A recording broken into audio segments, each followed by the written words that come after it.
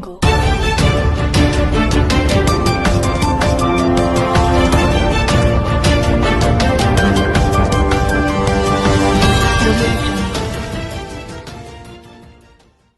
शिमला के लक्कड़ बाजार में अचानक लगी आग। शहीद प्रमोद की पार्थिव देह आज शाम तक पहुंच सकती है। मनाली में पुलिस ने उत्तर प्रदेश के युवक को हीरोइन सहित किया गिरफ्तार। हमीरपुर के शिक्षा उपनिदेशक प्रारंभिक और उच्चतर के तबादलों के आदेश जारी।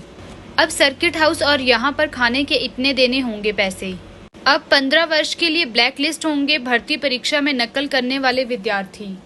बहारा यूनिवर्सिटी में 2 दिवसीय वार्षिक सांस्कृतिक कार्यक्रम शुरू।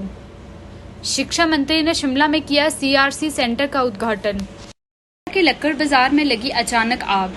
लक्कड़ बाजार के एक रेस्टोरेंट में सुबह 7:15 बजे के करीब भड़की आग।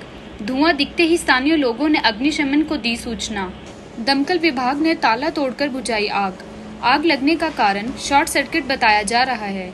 राजौरी में शहीद हुए हिमाचल प्रदेश के सिरमौर जिले के शिलाई गांव के प्रमोद नेगी की पार्थिव देह शनिवार शाम तक उनके पैतृक गांव शिलाई पहुंच सकती है। शहीद की शहादत से हर आंख नम है। वहीं समूचे जिला सिरमौर में शोक की लहर दौड़ रही है।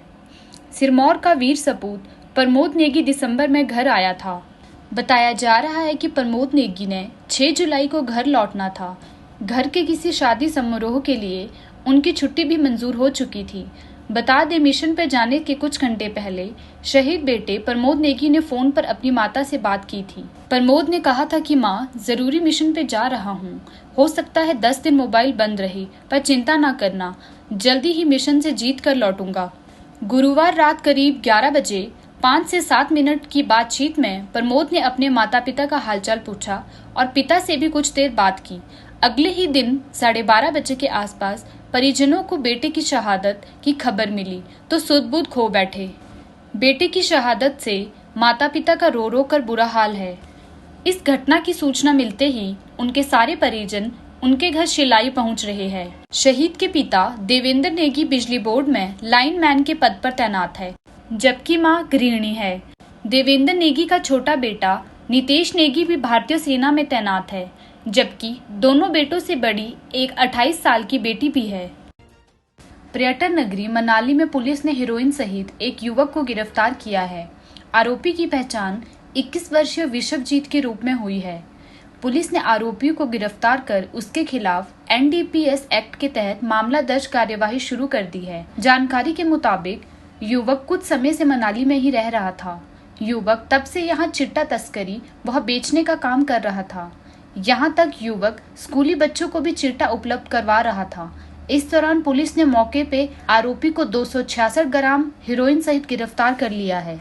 मुख्यमंत्री सुखविंदर सिंह सुक्खू के गृह जिले हमीरपुर में प्रारंभिक शिक्षा और उच्चतर शिक्षा विभाग के दोनों शिक्षा उपनिदेशकों का तबादला कर दिया गया है। उच्चतर शिक्षा विभाग के उपनिदेशक विश्वभर दास शर्मा का तबादला गृह जिला बिलासपुर के प्रारंभिक शिक्षा उपनिदेशक के पद पर किया गया है, जबकि प्रारंभिक शिक्षा उपनिदेशक कुलभूषण राकेश का तबादला हमीरपुर में ही शिक्षा उपनिदेशक निरीक्षण विंग के पद पर किया गया है। यही वही कुलभूषण राकेश है जिनकी गत दिवस सरकार ने शक्तियां छीनकर उच्चतर शिक्षा निर्देशक बिलासपुर राजकुमार को प्रारंभिक शिक्षा उपनिदेशक हमीरपुर की शक्तियां सौंपी थी। हैरानी की बात है कि दोनों शिक्षा अधिकारियों के तबादलों के कारण खाली हुए उपनिदेशक के पदों पर जिले के ही 2 विभिन्न स्कूलों के प्रिंसिपलों को अस्थायी तौर पर कार्यभार सौंपा गया है। विधानसभा क्षेत्र भोरंज के अंतर्गत आते राजकीय वरिष्ठ माध्यमिक पाठशाला बगवाड़ा के प्रिंसिपल अशोक कुमार को प्रारंभिक शिक्षा उपनिदेशक हमीरपुर का अस्थायी रूप से कार्यभार सौंपा गया है। वहीं प्रारंभिक शिक्षा उपनिदेशक हमीरपुर में प्रतिनियुक्ति पर आई स्कूल प्रिंसिपल शकुंतला देवी को सरकार ने शिक्षा उपनिदेशक उच्चतर का अस्थायी तौर पर कार्यभार सौंपा है।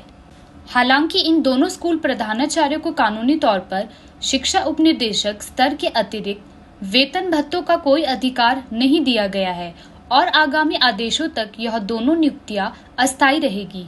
लेकिन इन दोनों की शिक्षा उपनिदेशक के पद पर नियुक्तियों के कारण प्रदेश भर में वरिष्ठता सूची में सबसे ऊपर के स्कूल प्रधानाचार्यों में विरोध शुरू हो गया है।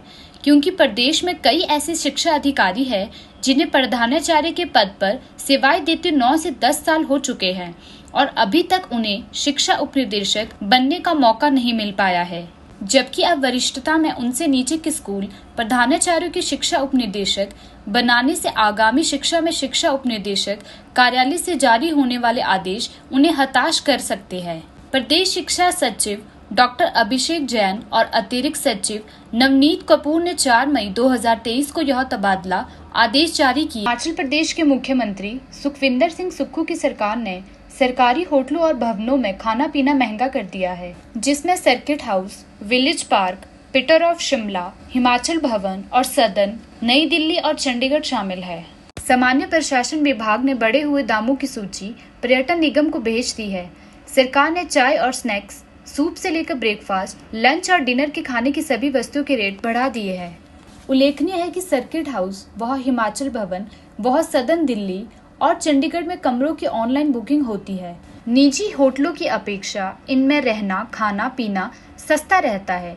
सामान्य प्रशासन विभाग की ओर से कमरों की अलॉटमेंट की जाती है। हाउस और दिल्ली, चंडीगढ़, हिमाचल भवन व सदन में ठहरने वालों की तादाद ज्यादा होने से कमरे मिलना मुश्किल हो जाते हैं। सर्किट हाउस प्रदेश में सभी जिला मुख्यालयों में स्थित है।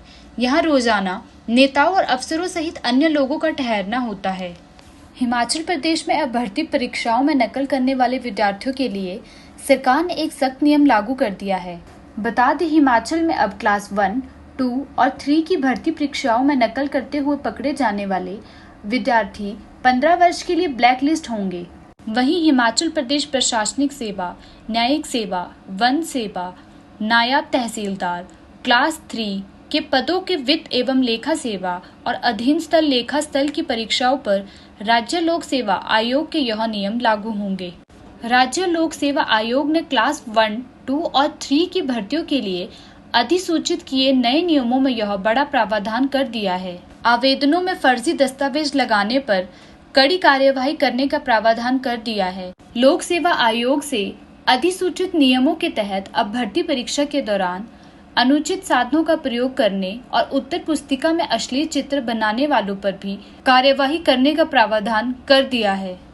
लिखित परीक्षा, पर्सनैलिटी टेस्ट और दस्तावेजों की जांच के दौरान स्टाफ से दुर्व्यवहार करने, धमकी देने और शारीरिक तौर पर हानि पहुंचाने वाले विद्यार्थियों के खिलाफ भी कार्यवाही की जाएगी। इसके अलावा भर्ती परीक्षा के दौरान इलेक्ट्रॉनिक से डिजिटल उपकरणों का प्रयोग करने वाले विद्यार्थियों के खिलाफ भी कार्यवाही की जाएगी। आयोग ने स्पष्ट किया है कि कार्यवाही करने से पहले विद्यार्थियों को भी अपना पक्ष रखने का मौका दिया जाएगा। जवाब प्राप्त होने के बाद आयोग की ओर से इन मामलों पर विस्तार से चर्चा करने के बाद दोषी विद्यार्थियों को भर्ती परीक्षाओं से 15 वर्ष के लिए बाहर करने का फैसला लिया जाएगा। बहारा यूनिवर्सिटी में 2 दिवसीय वार्षिक सांस्कृतिक कार्यक्रम का आयोजन किया गया।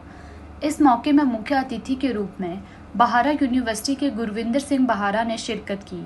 उनके साथ विशेष अतिथि के रूप में यूनिवर्सिटी के रजिस्ट्रार विनीत कुमार मौजूद रहे। उन्होंने दीप जलाकर कार्यक्रम का शुभारंभ किया। इस मौके पर बहारा विश्वविद्यालय के छात्र और छात्राओं द्वारा सांस्कृतिक कार्यक्रम प्रस्तुत किए गए। पहली स्टार नाइट में हिमाचल प्रदेश के पहाड़ी गायक नाटी किंग विक्की चौहान के नाम रही। उन्होंने अपने गानों पर बच्चों को खूब नचाया। उन्होंने किंदे चली बाठने, नीरू चली घूमदे पर खूब नाटी लगाई और सभी दर्शकों का मन मोह लिया। और मुख्य अतिथि गुरविंदर सिंह बहारा, रजिस्ट्रार विनीत कुमार भी विक्की चौहान के साथ नाचते हुए नजर आए। शिक्षा की गुणवत्ता के मकसद से प्रदेश सरकार ने CRC स्थापित कर रही है। पहले चरण में शिक्षा मंत्री रोहित ठाकुर ने शिमला के लालपानी प्राथमिक स्कूल में एलिमेंट्री शिक्षा में गुणवत्ता के लिए CRC सेंटर का शुभारंभ किया, जिसमें 365 स्कूलों को जोड़ा गया। शिक्षा के क्षेत्र में डिजिटलाइजेशन के माध्यम से गुणवत्ता लाने के लिए यह सेंटर काम करेगा और एक दूसरों के अनुभवों को अध्यापक इसके माध्यम से साझा करेंगे। जहाँ पहले समग्र शिक्षा के माध्यम से हमारे हायर एजुकेशन में हमारा डिजिटलाइजेशन का प्रोग्राम प्रारंभ हो गया था और समग्र शिक्षा हमारा महत्वपूर्ण विभाग है शिक्षा विभाग के अधीन, जिसमें हमारी गवर्नमेंट ऑफ इंडिया और प्रदेश सरकार की दोनों की सहभागिता रहती है। और इसी क्रम में आज हम अपने एलिमेंट्री एजुकेशन में भी ये अपना प्रोग्राम प्रारंभ कर रहे हैं और प्रथम चरण में इसमें 365 स्कूल प्रदेश के भिन्न भिन्न जिलों में अलग अलग स्कूल लिए गए हैं और हमारी कोशिश यही है, जैसे हमेशा मुख्यमंत्री जी भी कहते हैं और अपने बजट भाषण के दौरान भी उन्होंने जो स्ट्रेस किया था वो क्वालिटी एजुकेशन के लिए किया था। इसी सोच के साथ हम आगे बढ़ रहे हैं और निश्चित रूप से इसमें हमारे, मैं समझता हूँ, टीचर्स को भी लाभ मिलेगा, उनकी भी, मैं समझता हूँ, उनको भी हर तरह से एक अपडेट नॉलेज मिलेगी और साथ ही साथ जो मुख्य उद्देश्य है वो हमारे स्टूडेंट से संबंधित है, उनको भी अच्छी शिक्षा मिले। इस सोच के साथ एक कार्यक्रम आज प्रारंभ किया जा रहा है। डिजिटल युग है, एक तरह से मैं समझता हूँ आपस में अपने एक्सपीरियंस से शेयर किए जा सकते हैं। जो लेटेस्ट नॉलेज कहीं पर भी है आप वहाँ पर अपने दुर्गम से दुर्गम क्षेत्र में उपलब्ध करवा सकते हैं। इस सोच के साथ इस कार्यक्रम को प्रारंभ किया गया और निश्चित रूप से इसके लाभ आपको देखने को मिलेंगे। ये बहुत ही महत्वपूर्ण विषय है और आपने देखा होगा पीछे भी जो परफॉर्मेंस ग्रेडिंग इंडेक्स है, जिसके माध्यम से सही तरीके से एक आंकलन होता है कि आप शिक्षा के क्षेत्र में कहाँ खड़े हैं। 2020-21 में जहां मात्र लगभग कोई 2000 के आसपास आपकी सिंगल टीचर स्कूल्स थे, 21-22 के पहुंचते पहुंचते वो संख्या 3000 होगी। वर्तमान में 3148 के आसपास आपके प्राइमरी स्कूल्स, आपके सिंगल टीचर स्कूल्स है, 455 आपके विदाउट टीचर स्कूल्स है। और एक सोच के साथ जहां हमने पहले हायर एजुकेशन की लगभग कोई 530 पोस्टें आपकी पीजीटी की लेक्चरर्स की आपकी स्वीकृत करवाई है।